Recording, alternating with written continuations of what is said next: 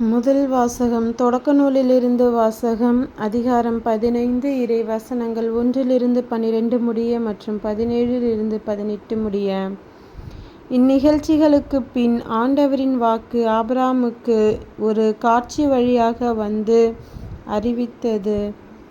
ஆபிராம், அஞ்சாதே, நான் உனக்கு கேடயமாக இருப்பேன், உனக்கு பெரும் கைம்மாறு கிடைக்கும். அப்பொழுது ஆபிராம், என் தலைவராகிய ஆண்டவரே, எனக்கு என்னதான் தருவீர்? எனக்கோ குழந்தையே இல்லை. தமஸ்கு நகர் எலியேசர் தான் எனக்கு பின் என் இல்லத்தின் உரிமை மகன் ஆகப்போகிறான். நீர் எனக்கு குழந்தை ஒன்றும் தராததால் என் வீட்டு அடிமை மகன் எனக்கு பின் உரிமையாளன் ஆகப்போகிறான் என்றார்.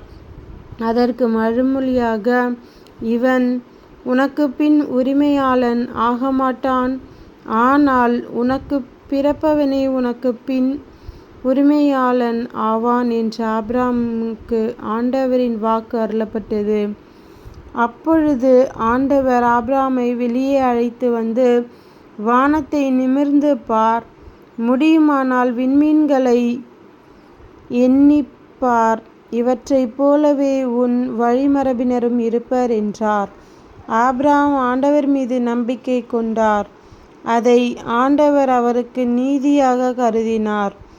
ஆண்டவர் ஆபிரகாமிடம், இந்நாட்டை உனக்கு உரிமை சொத்தாக அளிக்க உன்னை கல்தேயரின் ஊர் என்ற நகரிலிருந்து இங்கு அழைத்து வந்த ஆண்டவர் நானே என்றார்.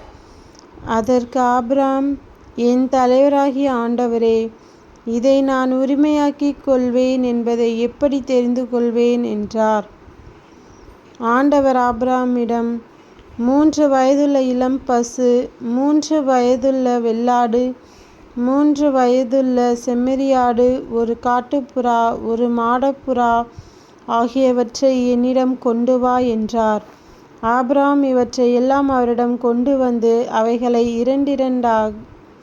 2 கூறுகளாக வெட்டி ஒவ்வொரு பகுதியையும் அதற்கு இணையான பகுதிக்கு எதிரெதிரே வைத்தார்.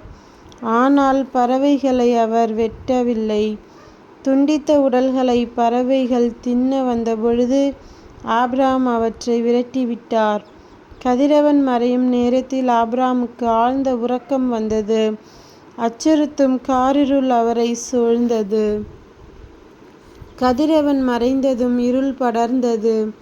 அப்பொழுது புகைந்து கொண்டிருந்த தீச்சட்டி ஒன்றும் எரிந்து கொண்டிருந்த தீப்பந்தம் ஒன்றும் அந்த கூறுகளுக்கிடையே சென்றன.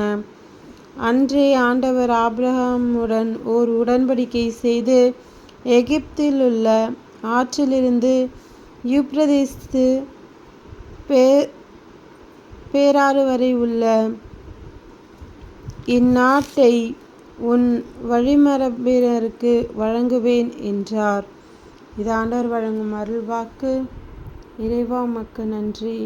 நற்செய்தி வாசகம். புனித மத்தேயு எழுதிய நற்செய்தியிலிருந்து வாசகம். அதிகாரம் 7.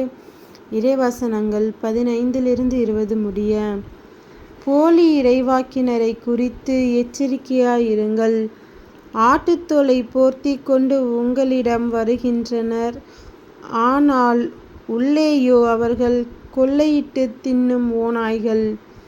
அவர்களின் செயல்களை கொண்டே அவர்கள் யாரென்று அறிந்து கொள்வீர்கள்.